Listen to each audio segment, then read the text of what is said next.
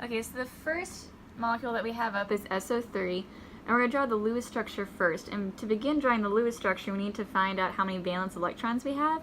So if we count them all up, we end up with 24 valence electrons we're supposed to have total.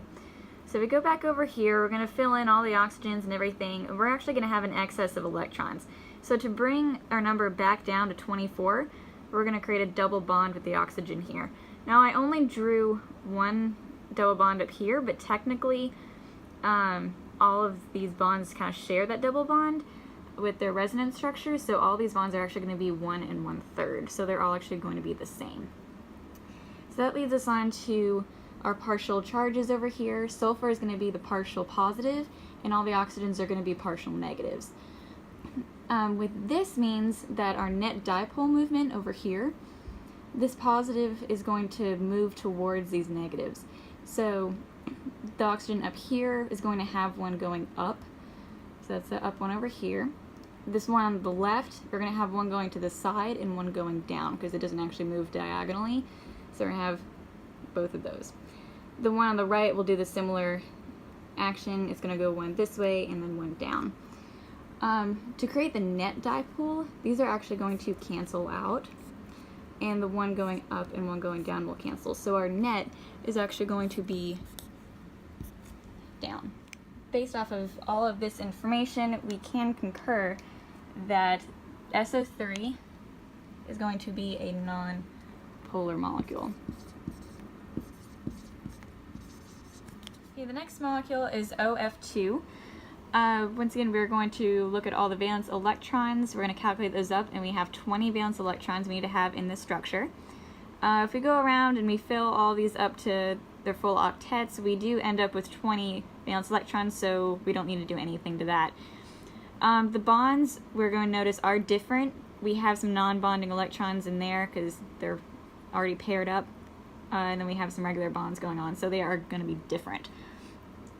Moving on to our partial charges over here, the oxygen is going to be positive, and the fluorines are going to be negative.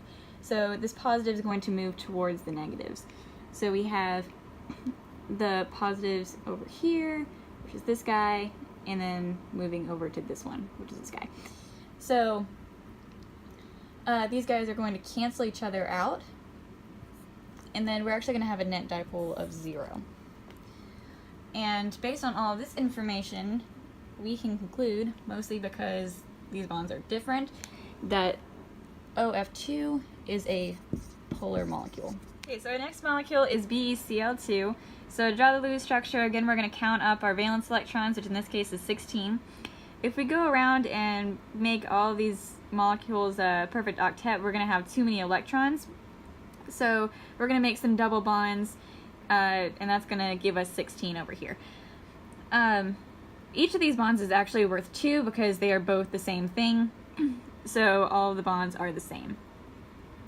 Moving on to partial charges, Be is going to be the positive, chlorines are going to be negative, which means the Be is going to move towards the chlorines, which is demonstrated here.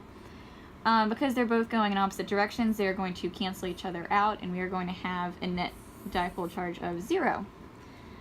With all of this together, we're going to see that BeCl2 is non-polar. Alright, and the next one is CCl4. We're going to draw the Lewis structure for that. Our valence electrons are 32, and that adds up perfectly, so we don't need to do anything. If we look at all the bonds around the central atom of carbon, all the bonds are the same.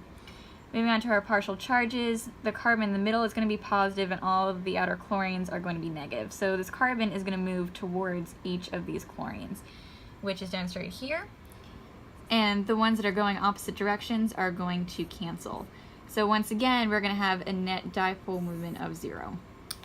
And with all of these things put together, we're going to find out that CCl4 is non-polar. Alright, and our final molecule will be O3. The Lewis structure of that, we want 18 electrons in here.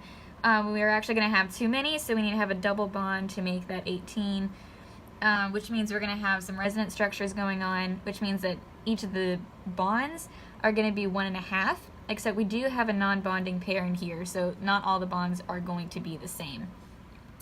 The resonance structures, or partial charges over here, they're all oxygen, so they're all going to be partial negative, which means they aren't actually going to have any dipole movement at all. So it's going to be nothing.